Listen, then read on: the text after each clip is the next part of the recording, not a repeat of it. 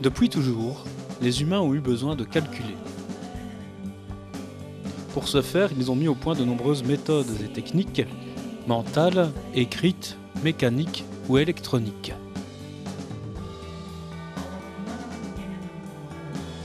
L'ordinateur est l'une des incarnations les plus efficaces de ces techniques, mais quelle est son histoire ? Le premier ordinateur fonctionnel, nommé Colossus, a été construit en Grande-Bretagne durant la Seconde Guerre mondiale. Il a été élaboré par l'équipe d'Alan Turing. Cette machine avait pour rôle de déchiffrer les messages codés par la machine Enigma qu'utilisaient les nazis. Les dimensions sont impressionnantes. Il mesure 5 mètres de long, 3 mètres de large et 2 mètres de haut. Le Colossus, qui contient 2500 lampes, fonctionne en lisant à travers un système photoélectrique. Alan Turing a conçu celui-ci pour l'armée britannique. À la fin de la guerre, il fut persécuté pour ses orientations sexuelles. Il faut savoir qu'à cette période, l'homosexualité était condamnée en Angleterre et afin d'échapper à la justice, Turing se donne la mort en 1954. Plus tard, il fut reconnu comme héros de guerre et gracié par la reine Élisabeth. Mais il faut savoir que l'ordinateur de Turing n'était pas le premier. En effet, déjà au XIXe siècle, Charles Babbage et Ada Lovelace créèrent un ordinateur peu différent du schéma d'organisation des premiers calculateurs fonctionnels. Initialement, celui-ci devait fonctionner à la vapeur, mais n'a jamais été terminé, car le coût de celui-ci fut énorme pour l'époque. La calculatrice électronique est bien récente. Les prémices de celle-ci sont les calculatrices de Pascal et plus tard celles de Leibniz. Tout d'abord, la calculatrice de Pascal, dite pascaline, est constituée d'un viseur, fenêtre où est écrit le résultat, un scripteur et un totalisateur. Chacune de ces roues représente une puissance de 10 et ainsi de suite jusqu'au milliard pour les machines les plus importantes et les plus coûteuses. Bien sûr, nous n'avons pas de pascaline à disposition. Cependant, dès les années 1950, des appareils permettant de calculer et fonctionnant sur des principes similaires ont été mis en vente. Le mini-calculateur Alex en est un exemple. La machine est composée de curseurs sur le dessus, permettant d'indiquer les unités, les dizaines, jusqu'aux dizaines de milliers. Le curseur latéral supérieur permet de faire des additions et des soustractions. Le curseur latéral inférieur permet de remettre le compteur à zéro. Par exemple, prenons l'addition 65 plus 36. Appuyons 5 fois sur le bouton des unités, ensuite 6 fois sur le bouton des dizaines. Appuyons ensuite 6 fois sur le bouton des unités et 3 fois sur le bouton des dizaines. Le total est 201. Ensuite, prenons une soustraction, 60 moins 14.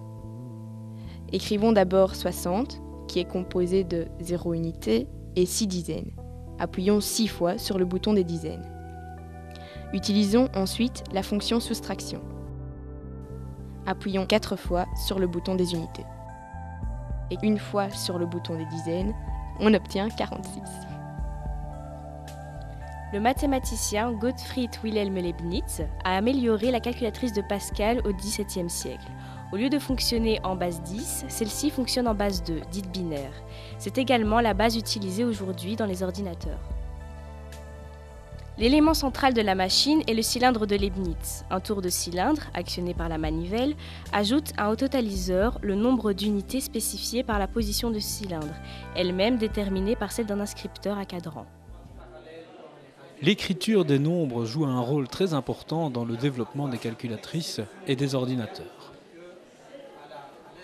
Leibniz en était bien conscient lorsqu'il a décidé d'utiliser la base 2 pour sa calculatrice. Nous avons rencontré des artistes qui eux aussi se sont amusés à représenter des nombres. Eh bien, je vais vous raconter une petite histoire de Jean-Louis Collot qui a réalisé cette œuvre que nous voyons dans la vitrine ici en bas, et qui représente un zéro. Et sur ce zéro noir qui sert de base, on voit 2 accolades. Et 2 accolades avec rien entre eux, c'est ce qu'on appelle l'ensemble vide. Et 0, c'est aussi 0, c'est vide. Et Jean-Louis Collot, pour s'assurer il n'allait pas y avoir de poussière qui allait perturber ce vide, a tout simplement mis l'ensemble sous globe. Donc c'est vide sous globe. Voilà, donc j'ai représenté le nombre pi avec 1089 chiffres après la virgule. J'ai décidé de faire 33 cases en horizontal sur 33 cases en verticale. Alors, l'origine des couleurs, de mes couleurs, c'est une drôle d'histoire. En fait, il faut savoir que j'ai perdu la vision des couleurs quand j'étais petite fille, lors d'une opération des yeux, et j'ai tout de suite remplacé les chiffres par des couleurs et les lettres par des couleurs. Voilà. Il y a une personne qui a écrit un très très beau texte sur mon travail et qui a expliqué aussi le caractère psychologique de tous ces chiffres depuis le début de la vie, le 1, avec le 0 qui est gris, donc la non-vie, et le 9 qui est le brun foncé, donc la mort, le retour à la terre. Voilà, avec toutes les nuances au fil de la vie. Les calculatrices de Pascal et Leibniz sont loin d'être les premiers calculateurs. Déjà à l'époque d'Archimède, la machine d'Anticythère est considérée comme l'un des premiers mécanismes à calcul. Cependant, sans avoir la sophistication des calculatrices, les bouliers compteurs ont, de tout temps, servi de support au calcul. Le soroban est un boulier compteur fabriqué traditionnellement en bois. Son origine est japonaise, mais il s'utilise également sous des formes légèrement différentes en Russie et en Chine. Le soroban s'utilise de droite à gauche. La colonne la plus à droite est la colonne des unités. Celle à sa gauche représente celle des dizaines, ainsi de suite jusqu'à 1 billion. Chaque colonne est divisée en deux parties, une partie supérieure dans laquelle une bille vaut 5 et une partie inférieure où une bille vaut 1. Nous avons maintenant toutes les bases pour commencer des opérations mathématiques. Prenons le cas d'une addition simple 2 plus 2. Plaçons 2 billes dans la colonne la plus à droite, dans la partie inférieure. Ajoutons 2 billes. Comptons les billes, nous en avons 4. Prenons plus compliqué, 168 et 240. Plaçons 168 et ajoutons 0 unité, 4 dizaines et 2 centaines. Nous obtenons 408. Pour la multiplication, calculons 322 fois 2. Plaçons 322 et multiplions par 2, ce qui revient en fait à additionner 322 par lui-même. Ajoutons donc 2 aux unités, 2 aux dizaines et 3 aux centaines. On obtient 644. L'origine de cette œuvre qui s'appelle Le boulier conteur, conteur qui raconte une histoire, ça vient d'une rencontre en fait. Donc une rencontre presque fortuite puisque j'ai été invitée à dîner avec Monsieur Rallet, qui en fait était un ami personnel de Jo Delahaut. Et puis il me lâche quand même le titre qu'il veut donner à ce travail, à savoir Le boulier conteur. Et puis ce tableau que je trouve magnifique est arrivé. Et effectivement, ça raconte Jo Delahaut, à la fois par le fond qui se trouve là, qui rappelle bien sûr les œuvres de Delahaut dont vous avez un original juste à côté, et le petit boulier qui intègre cette œuvre parfaitement dans notre exposition, puisque le boulier, c'est vraiment un des instruments de représentation des nombres, et en même temps, ça raconte quelque chose d'important chez Delahaut, qui était quand même sa proximité avec les mathématiques. La représentation des nombres a également beaucoup marqué Monseigneur Georges Lemaître, astronome, physicien et prêtre Carolo, né le 17 juillet 1894, qui est surtout connu pour sa théorie de l'atome primitif plus connue sous l'appellation de Big Bang, et dont les travaux lui ont permis de rencontrer Albert Einstein. Au cours de ses travaux mathématiques, Georges Lemaître a mis au point de nouveaux symboles basés sur la base 16 afin de calculer sans fatigue. Les nombres de Lemaître sont construits autour de 4 grands symboles élémentaires qui représentent la puissance de 2. 1, 2, 4, 8. En effet, les autres nombres ne sont que des combinaisons de ces derniers. Par exemple, le nombre 3 s'écrit 1 plus 2. L'addition se fait donc par superposition des symboles.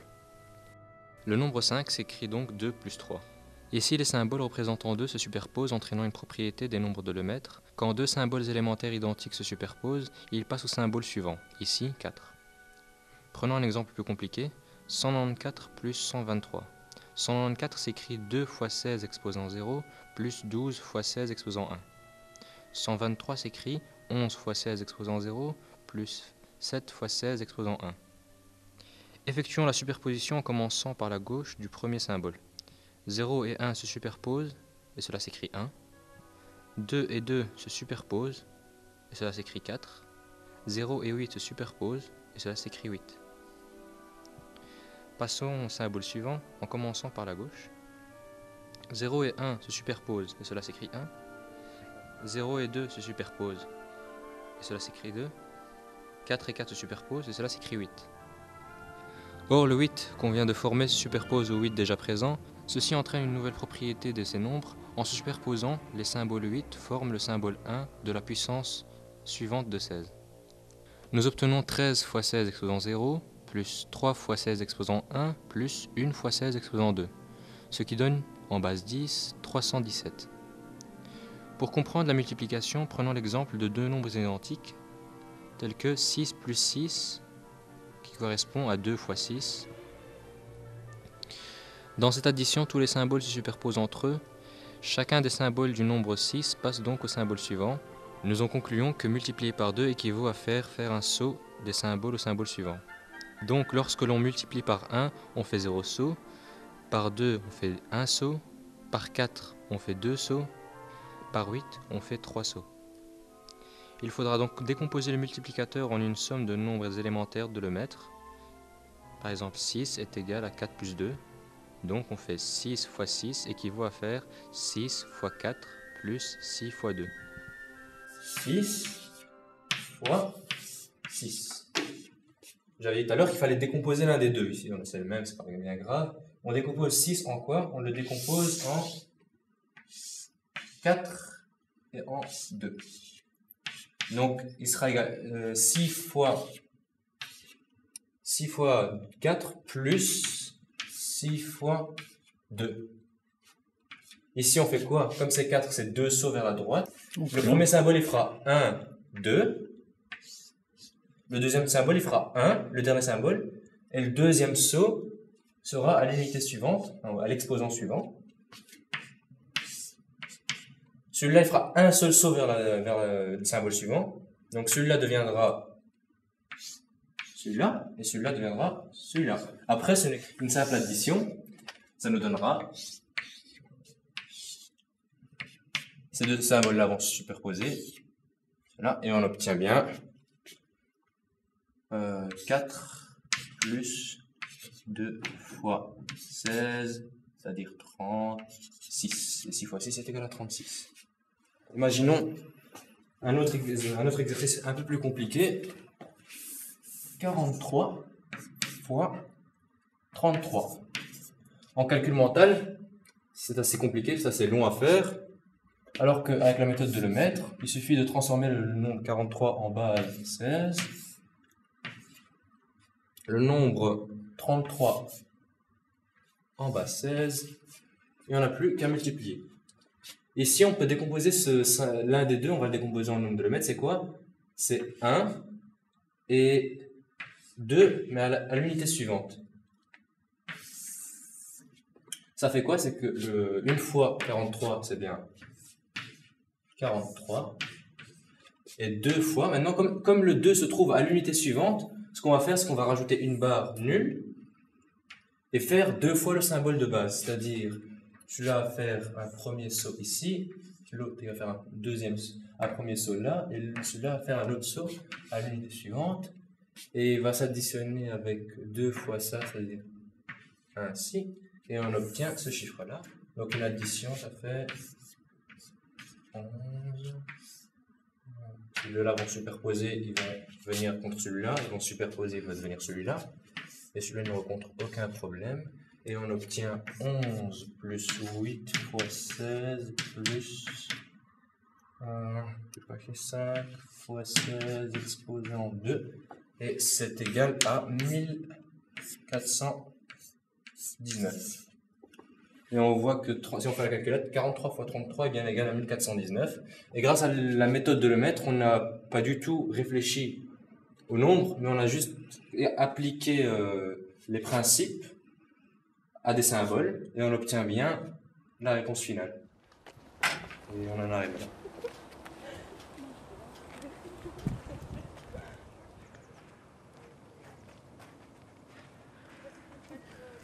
Après publication de divers articles mathématiques, un éditeur de Louvain, les éditions Noë-Lartz, ont proposé au milieu des années 50 à Georges Lemaître de publier ses résultats de calcul sans fatigue.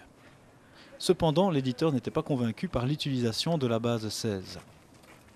Georges Lemaître a donc adapté sa technique à la base 10 dans une petite plaquette d'une quarantaine de pages. Des méthodes de mathématiques modernes comme le mini-computer de Georges Papy sont inspirées directement de ses travaux. La méthode de Lemaître combine le système binaire et le système décimal. Son but est de supprimer les tables de multiplication en les remplaçant par des additions. Pour cela, il propose de dire et d'écrire les nombres en commençant par les unités. Par exemple, 45 se note 5,4 et s'épelle 5,40. Et 23 se note 3,2 et s'épelle 3,20. Pour éviter les confusions, il décide d'introduire de nouveaux chiffres que nous appellerons digits pour ne pas le confondre avec le terme anglais digit qui signifie chiffre. Les digits sont les puissances croissantes de 2, 1, 2, 4, 8. Les nouveaux chiffres seront composés de 1 à 4 digits, donc 1 est le digit 1, 2 est le digit 2, 3 est le digit 1, 2 et ainsi de suite. Lorsqu'on fait une somme, si deux digits se répètent, on les remplace par le digit suivant. Par exemple, 1 plus 3 égale 1, plus 1, 2, qui est égal à 2, 2, qui est égal à 4. De plus, il remplace chaque digit par des lettres. On remplace le digit 1 par la lettre I, le digit 2 par J, le digit 4 par K et le digit 8 par L. Comme dans la méthode en base 16, on décompose le multiplicateur en puissance de 2. Exemple. Pour multiplier un nombre par 7 qui est 1, 2, 4, on ajoute à ce nombre son double et son quadruple. Pour des multiplicateurs à plusieurs chiffres, on utilise la multiplication par 10. Exemple, 727 fois 357. Pour commencer, nous allons décomposer chacun des chiffres du multiplicateur verticalement en puissance de 2, puis on lira le tableau horizontalement. Donc, pour multiplier 727 par 357, on multiplie 727 par 111, puis par 202, puis par 44. Ce qui donne 727 fois 1, plus 727 fois 10, plus 727 fois 100. Ensuite, on a 1454 qui est son double et 2508 qui est son quadruple. En additionnant, nous avons 259 539.